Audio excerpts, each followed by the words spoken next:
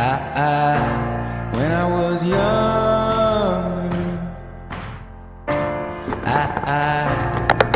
What's up, guys? It is currently the Thursday before the Boston Marathon. T-minus 3 days till race day. I'm back here at the track to do my last workout before the race. It's not even really a workout. I'm just doing a few 400s at my goal race pace, which is 6:20 per mile. So I should be hitting 95 seconds per lap. That's what we're doing today, so let's get to it.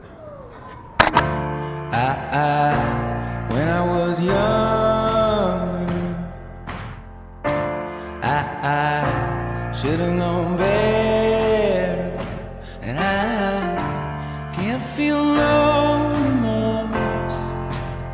One of my favorite things about running and meeting new runners is always hearing the stories that they have that led them to running, what their running life has been like, because some people start out really good, some people aren't good, and then they like develop their way to being good. Some people don't start until they're like really old and they find out they love it. So I just love hearing those stories, and I figured this is the last episode of the series other than the race. I haven't told you guys my running story yet, so I think I'm gonna do that today. Don't feel no remorse, and you can't see.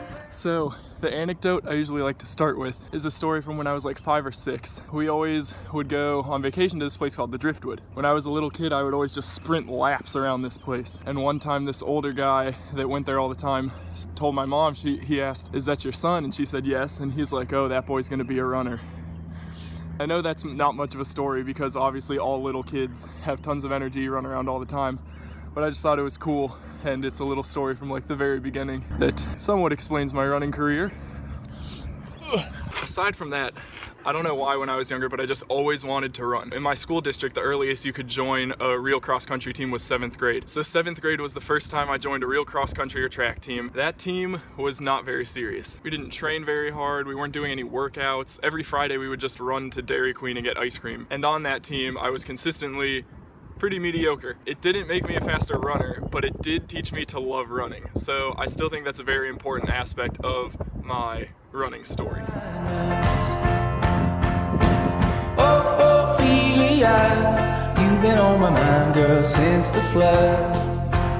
Oh, Ophelia, heaven help a fool who falls in love. So then, after being on that average team in middle school, coming to high school was quite a culture shock.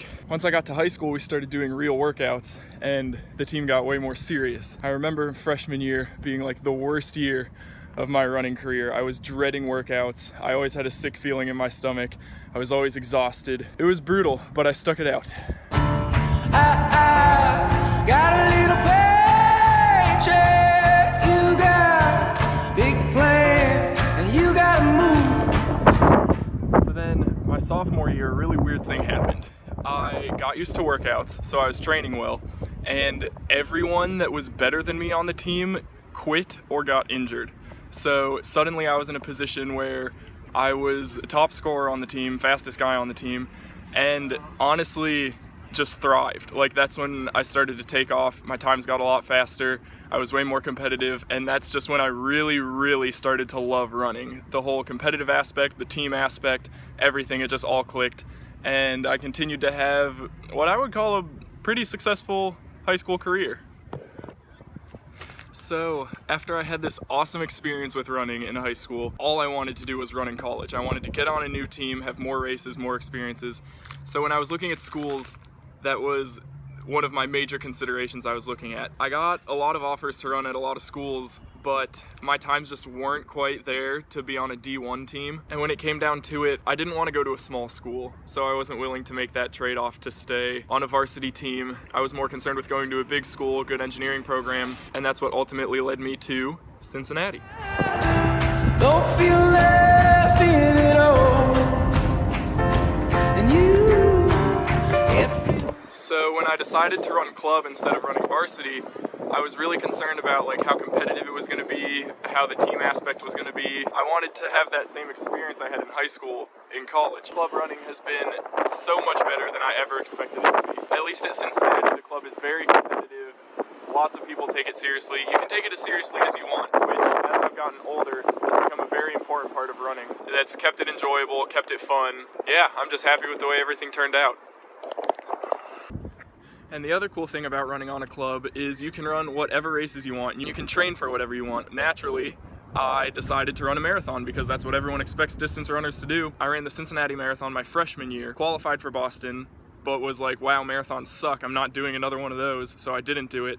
Then I wished I would have done it, so I ran Cincinnati again last year, and now here I am, about to run Boston. So that's it, guys, that's my running story. Honey, I love you. That's all she wrote.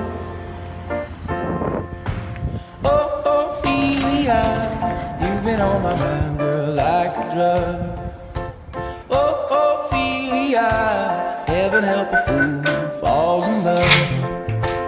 So yeah, that's it for this week. Next episode, I will be running the Boston Marathon. Stay tuned. Ophelia, heaven help a fool